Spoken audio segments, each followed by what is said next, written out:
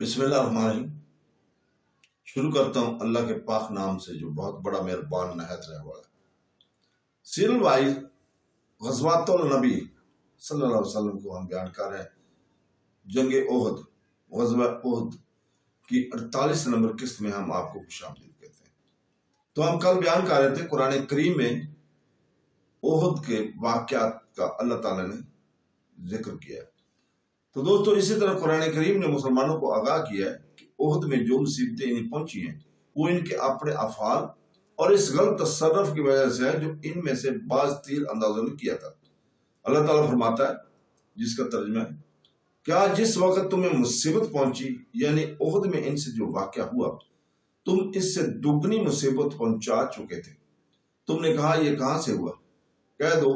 یہ تمہارا اپنا کیا دھرا ہے۔ پھر قرآن کریم نے مسلمانوں کو آگاہ کیا کہ موت سے ڈر اور خوف کی کوئی وجہ نہیں، ہر انسان اپنے اس مقررہ میعاد کے ختم ہونے پر ہی مرے گا جو اللہ تعالیٰ نے اس کے لیے مقرر کی ہے۔ اللہ تعالیٰ فرماتا ہے، جس کا ترجمہ ہے، ہر نفس حکم الہی سے مقررہ میعاد پر ہی مرے گا۔ اسی طرح قرآن کریم نے مسلمانوں کی احد کی فوج کی نظر کو اس طرف پھیرا ہے کہ وہ کوئی پہلی فوج نہیں ہے جسے اپنے نبی کے ساتھ مصائب پیش آئے ہیں، بلکہ بہت سے گزرے ہوئے نبیوں کو اپنی افواج کے ساتھ مارکوں میں بہت سے مصائب کا سامنا اور نشانہ بننا پڑا، لیکن انہوں نے کمزوری نہ دکھائی بلکہ ثابت قدم رہے اور اپنے انبیاء کے ساتھ مل کر جنگ کرتے رہے، اور ان سب کو زخمی ہونے اور قتل ہونے کی جو تکلیف پہنچی اس سے وہ کمزور نہ ہوئے، خواہ وہ قتل ہونے والا ان کا نبی ہی کیوں نہ ہو۔ اللہ تعالیٰ احد کی فوج کے ان لوگوں کو جو پکڑے گئے تھے اور انہیں اپنے نبی کے قتل ہونے کی افواہ کی وجہ سے حیرت نے آ لیا تھا، نصیحت کرتے ہوئے فرماتا ہے اللہ تعالیٰ قرآن پاک میں، جس کا ترجمہ ہے، بہت سے نبی تھے کہ بہت سے خدا پرست لوگ ان کے ساتھ ہو کر لڑے اور راہ خدا میں انہیں جو تکلیف پہنچی اس سے وہ کمزور اور ناتواں نہ ہوئے، اور اللہ صبر کرنے والوں کو پسند کرتا ہے، اور انہوں نے صرف یہی کیا، اے ہمارے رب ہمارے گناہوں کو اور ہمارے امور میں ہماری زیادتی کو بخش دے، اور ہمیں ثابت قدم رکھ اور ہمیں کافروں کی قوم پر فتح دے۔ پس اللہ تعالیٰ نے انہیں دنیا کا ثواب اور آخرت کے ثواب کی خوبی دی، اور اللہ آسان کرنے والوں کو پسند کرتا ہے۔ اسی طرح قرآن کریم نے اس جرح اور قتل کو کی طرف بھی اشارہ کیا جو مسلمانوں کو مار کا عہد میں پیش آیا، اور ان ثبات کی ترغیب دی کہ اس مصیبت کا ان کے مورال پر کوئی اثر نہیں ہونا چاہیے، اور نہ ہی یہ امر ان کے غم کا باعث ہونا چاہیے، اور اس نے ان کی نظر اس طرح پھیری کہ اللہ تعالیٰ نے فیصلہ کر دیا کہ لوگوں کے درمیان جنگ کا پاسا پڑتا رہے گا، اور مسلمانوں کو ہمیشہ فتح رہنا ممکن نہیں، بلکہ دشمن کے ساتھ بعض جنگوں میں ان کا شکست کھانا ضروری ہے تاکہ اللہ ان کی شہداء بنائے، ان کے ایمان کی آزمائش کرے تاکہ وہ ثابتین کہ حالانکہ وہ انہیں بہتر جانتا ہے کو معلوم کرے۔ اللہ تعالیٰ فرماتا ہے، جس کا ترجمہ ہے کہ اور سستی نہ کرو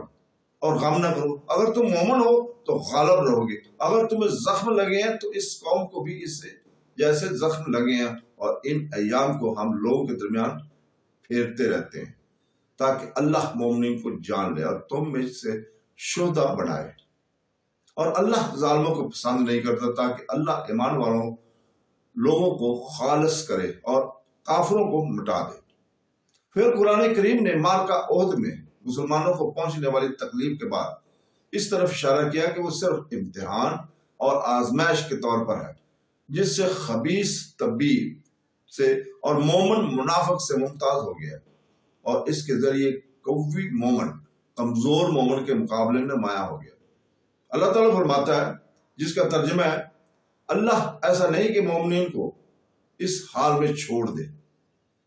جس پر تم ہو، حتیٰ کہ خبیث کو طیب سے جدا کر دے، اور اللہ تم کو غیر پر مطلع کرنے والا نہیں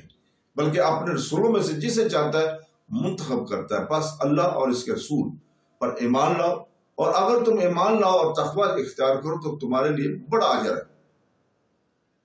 ایک جگہ پر فرماتا ہے اللہ تعالیٰ، جس کا ترجمہ ہے، کیا تم نے خیال کر لیا کہ تم جنت میں داخل ہوگے، اور ابھی تو اللہ نے تم میں سے جہاد کرنے والوں اور صبر کرنے والوں کو نمایاں نہیں کیا۔ اسی طرح قرآن کریم نے اس سکون اور اطمینان کی طرف اشارہ بھی کیا ہے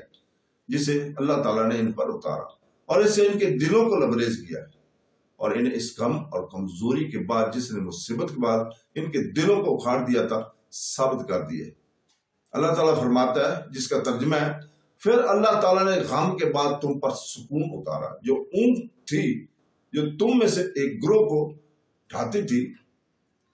اور عملاً تم کتب سیرت میں لکھا ہے کہ شکست کے بعد مسلمانوں کے ایک گروہ کو اونگ آ گئی تھی، اور یہ اونگ اطمینان اور عدم خوف کے دلیل تھے، اور اس لیے کہ انسان کو اونگ صرف اس وقت آتی ہے جب وہ پرسکون اور مطمئن ہو۔ اور اسی طرح قرآن کریم نے احد کی فوج کی ایک کمزور مومن گروہ کی طرف اشارہ کیا جو قوت امانی اور دینی ثبات کے لحاظ سے دوسروں کی سطح پر نہ تھا۔ اللہ تعالیٰ فرماتا ہے، جس کا ترجمہ ہے کہ تو ایک اور گروہ کو اپنی جانوں کو فکر پڑی ہوئی ہے، اور وہ اللہ کے بارے میں ناحق جاہلیت کا گمان کہتے تھے کہ کیا ہمارے اختیار میں کچھ ہے؟ کہہ دو کہ سب اختیار اللہ ہی کا ہے، اور وہ اپنے دلوں میں وہ بات چھپاتے ہیں جسے تمہارے سامنے ظاہر نہیں کرتے۔ وہ کہتے ہیں کہ اگر ہمارا کچھ اختیار ہوتا ہم یہاں قتل نہ ہوتے۔ کہہ دو کہ اگر تم اپنے گھروں میں ہوتے، جن لوگوں پر قتل ہونا واجب تھا وہ اپنے ٹھکانوں کی طرف آ جاتے، تاکہ اللہ اس چیز کو آزمائے جو تمہارے سینوں میں ہے، اور اس چیز کو خالص کرے جو تمہارے دلوں میں ہے، اور اللہ سینے کی باتوں کو جانتا ہے۔